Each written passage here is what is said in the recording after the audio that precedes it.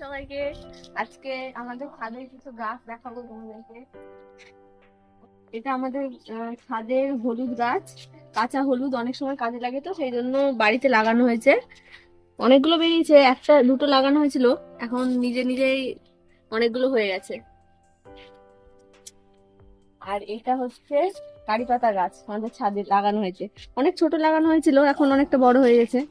এখানটায় ফল হয়েছে ছোট্ট ছোট্ট, আর নিচে অনেকগুলো চারা হয়েছে।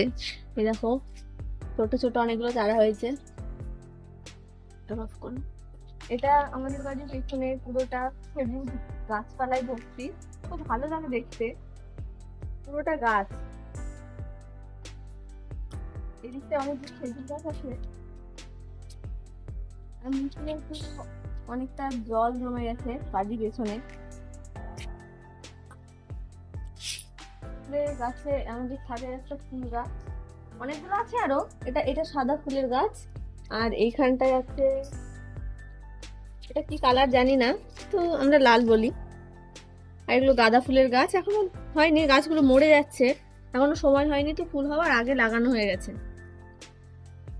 এই দিকে আরো অনেকগুলো ফুলের গাছ আছে,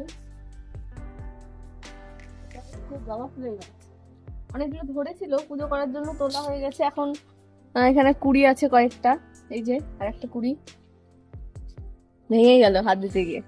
আর এখানেও সাদা ফুলের গাছ আছে, আরো গাছ আছে। এটা আমাদের ছাদের পুরো বাগান। এর পরের ভিডিওতে বাকি গাছগুলোর নাম বলবো, কোনটা কি গাছ। অনেক গাছ আছে এখানটায়।